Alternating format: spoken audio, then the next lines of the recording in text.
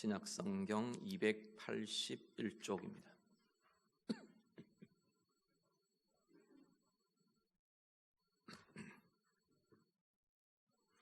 고린도전서 15장 3절에서 11절 말씀 다 같이 읽겠습니다. 내가 받은 것을 먼저 너희에게 전하였노니 이는 성경대로 그리스도께서 우리 죄를 위하여 죽으시고 장사 지낸 바 되셨다가 성경대로 사흘 만에 다시 살아나사 게바에게 보이시고 후에 12 제자에게와 그 후에 500여 형제에게 일시에 보이셨나니 그 중에 지금까지 대다수는 살아있고 어떤 사람은 잠들었으며 그 후에 야고보에게 보이셨으며 그 후에 모든 사도에게와 맨 나중에 만삭되지 못하여 난 자 같은 내게도 보이셨느니라. 나는 사도 중에 가장 작은 자라. 나는 하나님의 교회를 박해하였으므로 사도라 칭함받기를 감당하지 못할 자니라.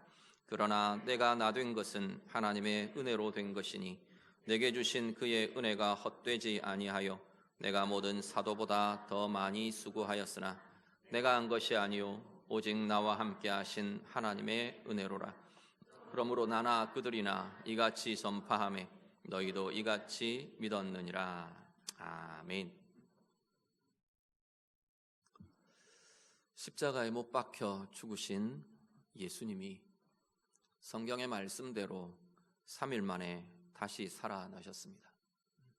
단지 죽었다가 잠깐 깨어나는 이런 상황의 차원들이 아니고요. 죽은 줄 알았는데 그게 아니고 살아 있었더라 이런 차원들이 아니고 예수님의 부활, 예수님의 다시 사심은 한 개인의 죽음에서 깨어나는, 죽음을 면하는 그 차원이 아니라는 거죠.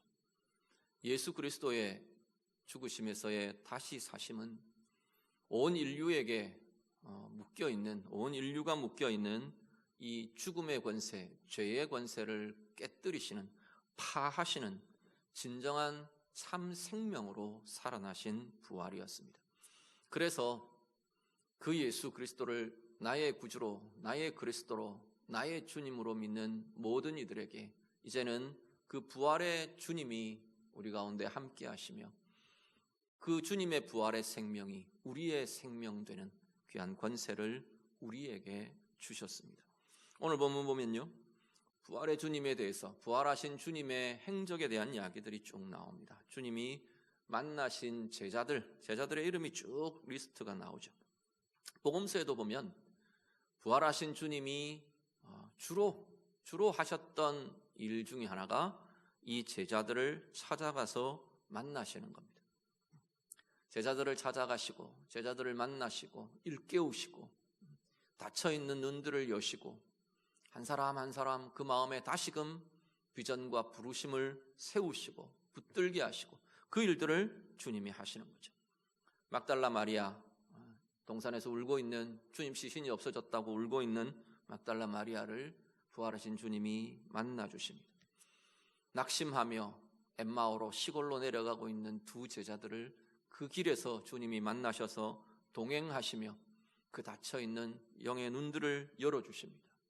두려워하며 눈을 꽁꽁 닫고 함께 불안해하며 모여있는 11 제자들에게 하나님 주님께서, 부활하신 주님께서 나타나셔서 그들을 만나주십니다. 그 가운데 없었던 도마가 나는 도저히 보지 않고는 믿지 못한다고 말하는 이 의심하는 도마에게 주님 찾아오셔서 자, 못자국 만져봐라, 내 옆구리에 창자국 네가 손을 넣어봐라. 주님께서 증거로 보여주시고 만나주시고 확신하게 하시는 거죠. 믿고 능력 있는 자가 되라 라고 주님이 말씀해 주십니다. 부활하신 주님을 보고도 다 흩어져서 나는 고기 잡으러 가겠다고 자신들의 생업으로 돌아가 버린 이 갈릴리의 제자들, 주님이 찾아오셔서 주님이 그들을 처음 만나 주셨던, 부르시던 그날처럼 다시금 주님의 권능과 은혜를 체험케 하시고, 특히나 베드로에게 그 입술로 주님을 부정하며 부인했던 그 입술로 다시 주님을 사랑한다고 고백하게 하시고, 다시 한 번 더 당신의 나라, 당신의 사명, 당신의 비전을 확인시켜 주시고 다시금 불어넣어 주시는 귀한 은혜의 모습들을 우리는 부활하신 주님의 행적에서 보게 됩니다. 오늘 본문에도 그리스도들을 쭉 다시 소개합니다. 부활하신 주님이 게바에게 보이시고 12제자에게 같이 보이시고 500여 형제에게 일시에 보여주시고 야고보에게 사도들에게 그리고 맨 나중에 바울 자신 나에게 부활하신 주님이 찾아오시고 만나 주셨다 증거하며 말씀합니다. 부활하신 주님은요, 당신의 제자들을, 당신을 믿고 따르는 이들을 찾아가시고 만나 주시고 함께 하시는 것이 부활하신 주님의 모습입니다. 오늘 우리들이요, 오늘 이 시대에도, 오늘 우리에게도 동일하게 나타나는 거죠. 부활하신 주님은 오늘 우리에게도 오늘 주님을 따르겠다고 고백하며 우리의 삶을 살아내는 하나님의 자녀들, 그리스도의 사람들에게 동일하게 찾아오시고 만나 주십니다. 그 주님이 우리를 만나시며 우리 안에, 우리의 영혼 가운데 함께 거하신다고 말씀하는 겁니다. 오늘 이 시대의 부활의 주님은 영으로, 성령으로 우리 가운데 함께 거하십니다. 부활하신 주님, 오늘 예배하시는 우리 모든 성도님들, 우리 안에 하나님의 영으로 임하시며 함께 하시는 그 은혜의 부요함이 우리 가운데 누려지고 나타나게 되기를 간절히 바랍니다. 요한복음 14장에 보면 주님이 제자들에게 이제 십자가의 길을, 곧 십자가의 길이 시작될 바로 직전 막바지에 쭉 당신의 사역과 길과 비전과 이런 것들을 쭉 가르치십니다.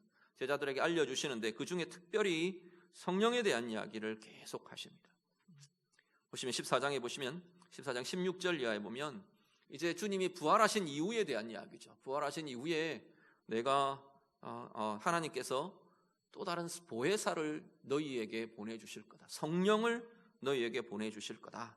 그러면서 그 성령에 대한 이야기를 합니다. 그는 세상은 그를 보지도 못하고 알지도 못하지만 너희는 그를 알게 될 거다. 그는 너희와 함께 거하실 거다. 그는 너희 속에 계실 거다. 성령에 대한 이야기를 합니다. 그러면서 바로 이어지는 구절이 17절까지 쭉 그 이야기를 하다가 18절에 오면 바로 이어지는 내용이 뭐라 그러냐면 내가 너희를 고아와 같이 버려두지 아니하고 너희에게로 올 거다.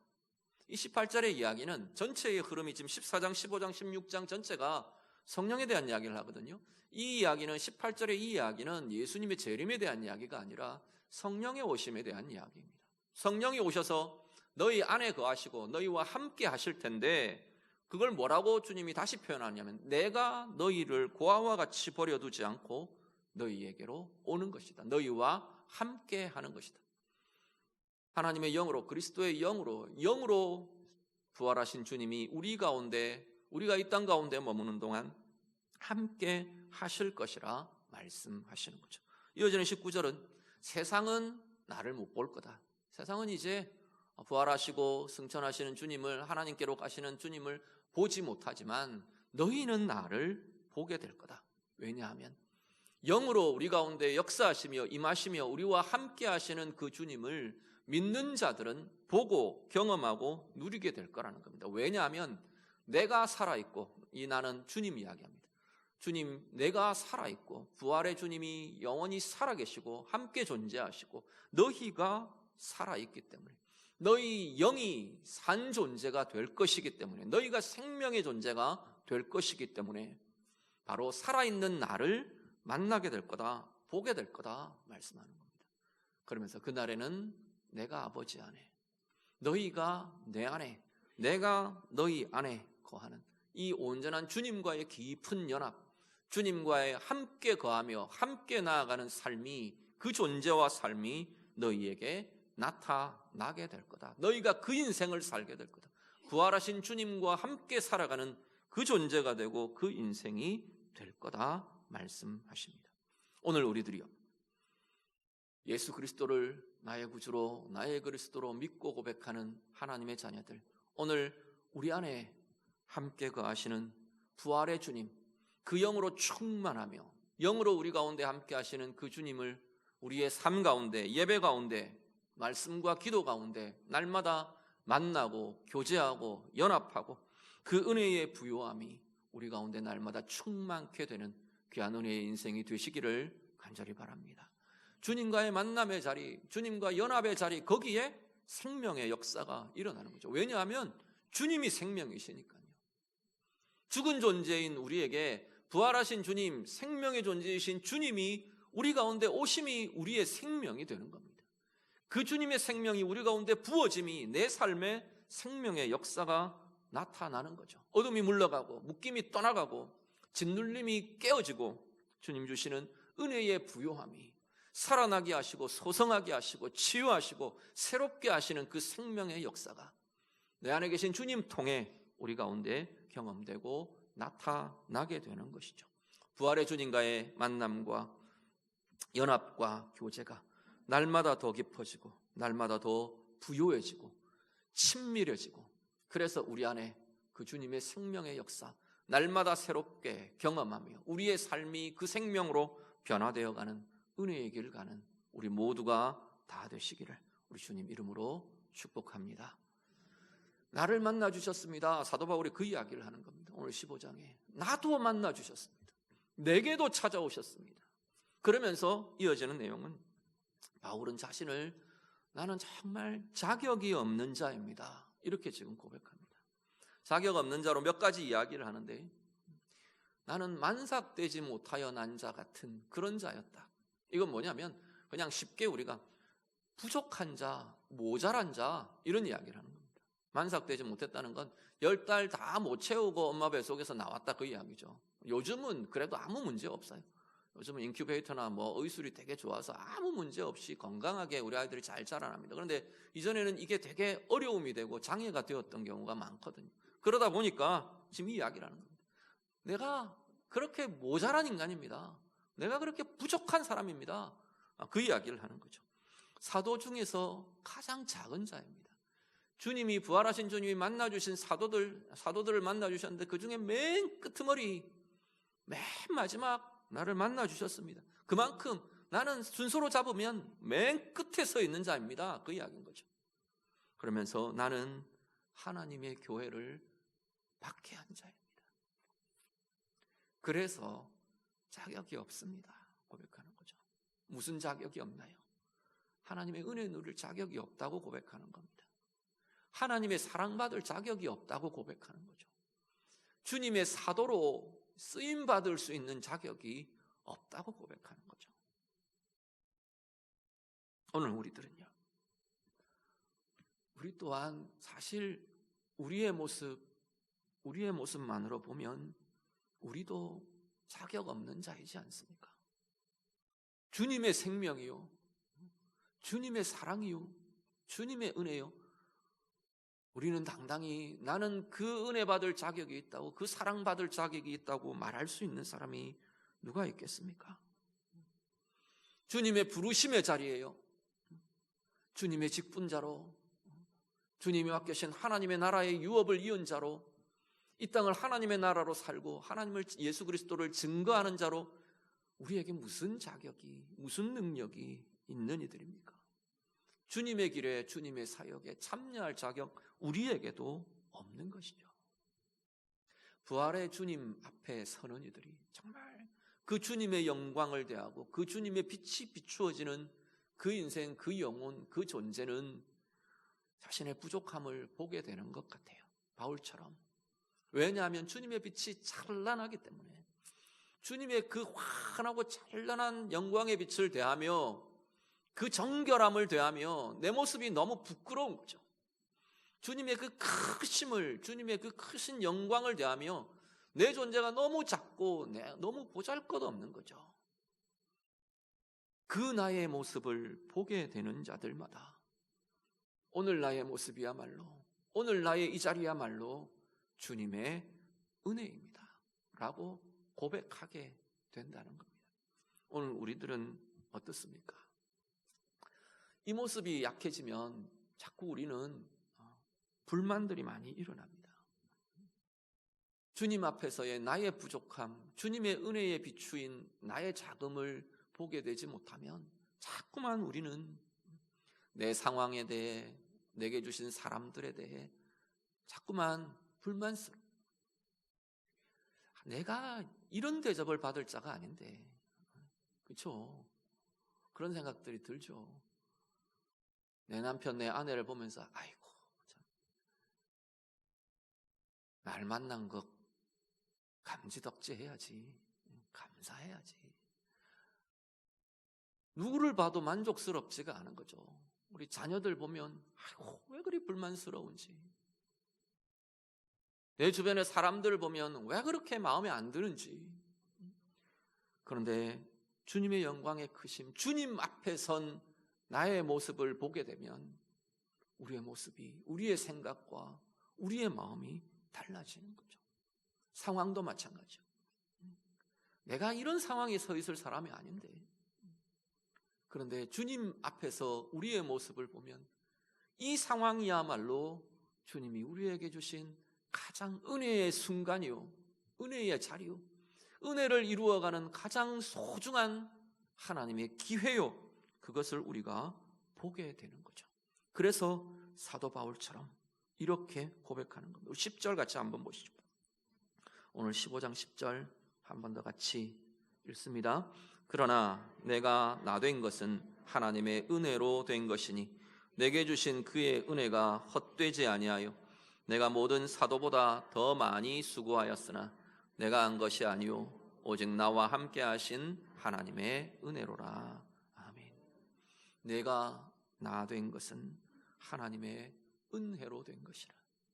이게 부활의 주님을 만난 그 증거와 연결되어진 고백되고 있는 거죠. 살아계신 주님 앞에 서는 그 삶이 오늘 내 삶 가운데 되어진 모든 것들, 내게 주신 모든 사람들, 내게 주신 모든 상황들, 나의 위치들, 나의 역할들, 그게 바로 주님의 은혜로 주어진 것입니다. 주님의 은혜로 된 것입니다. 내가 잘나서 된 줄로 알았던 그 모든 상황이 주님의 은혜 아니고는 이루어질 수 없었다는 걸 비로소 깨닫고 보고 고백하게 되는 것이죠. 오늘 우리의 삶이요, 우리의 삶, 한 사람 한 사람, 우리 성도님들, 우리 한 분 한 분, 우리의 존재와 우리의 영혼과 우리의 삶이 오늘도 살아계신 부활의 주님 앞에 서는 귀한 인생들이 되시기를 간절히 바랍니다.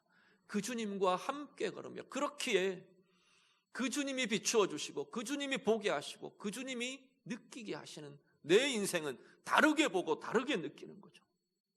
정말로 오늘 나의 나된 모든 것이, 오늘 내게 주신 모든 것이 정말 주님의 은혜이라 라고 고백할 수 있는 우리의 삶이 될 수 있기를 간절히 바랍니다.